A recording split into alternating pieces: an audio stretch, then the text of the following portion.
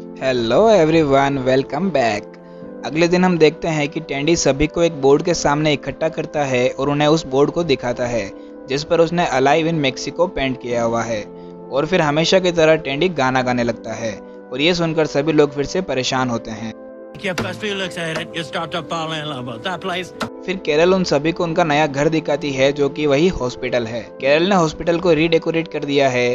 Carol उन सभी को बताती है कि उसने हॉस्पिटल के कपड़ों को कर्टन्स बना दिया है और वहाँ पड़े कुछ एक्सरेज को भी उसने क्राफ्ट्स में चेंज कर दिया है। फिर उन सभी को ऑटोप्सी टेबल दिखाती है जिसे उसने उन सभी के लिए डिनर टेबल में कन्वर्ट कर दिया है। ये देखकर सभी लोग खुश होते हैं, लेकिन फिर गेल कैरल से कहती है कि वो और एरिका साथ में है और इसीलिए वो दोनों एक साथ वक्त बिताना चाहते हैं। और फिर गेल एरिका के साथ सबसे अलग रहने की बात बताती है। और तभी मेलिसा भी कहती है कि वो और टोड भी साथ में अकेले टाइम बिताना चाहते हैं और वो इसे हनीमून बनाना चाहते हैं।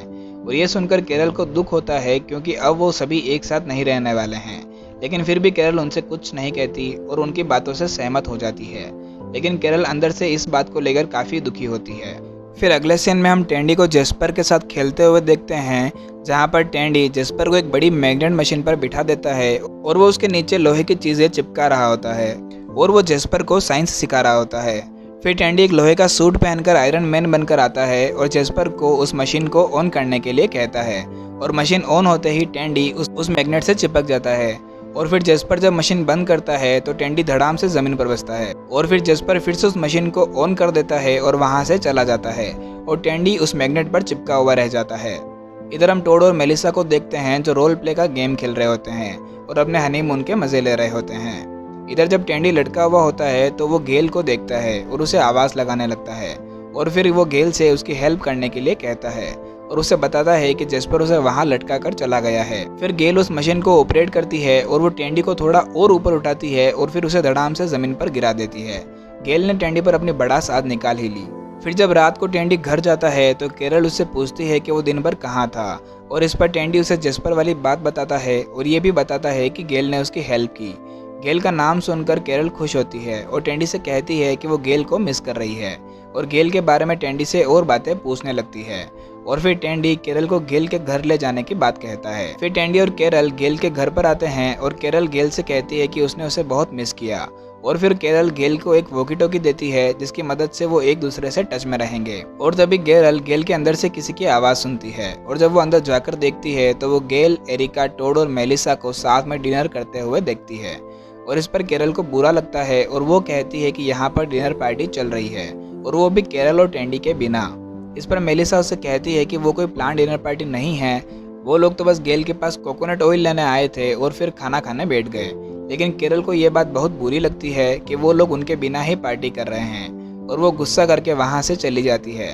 और टेंडी भी जाते वक्त उनसे कहता है कि कोकोनट ऑयल तो उनके घर पर भी था। अगले दिन हम टोड को देखते हैं जो कि काफ़ी थका हुआ दिख रहा है और एनर्जी ड्रिंक पी रहा है।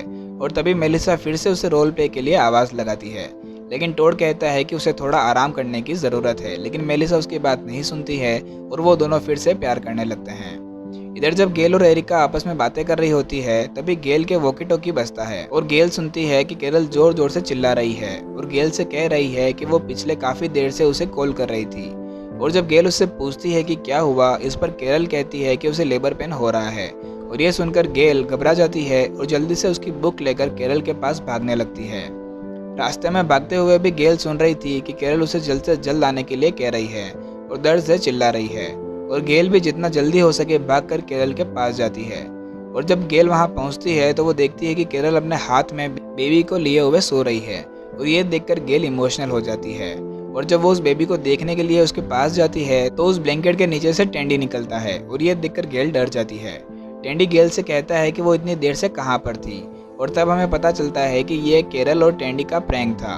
फिर पीछे से एरिका और टोड और मेलिसा भी भागते हुए आते हैं और जब वो कैरल के पास पहुंचते हैं तो एक बार फिर टेंडी उन सभी को डरा देता है और वो सब देखते हैं कि टेंडी ने बच्चों का डायपर पहन रखा है। और तब कैरल गेल से कहती है कि वो सिर्फ ये देखना चाहती थी कि क्या गेल सच में ऐसे टाइम में उसके पास आएगी या नहीं।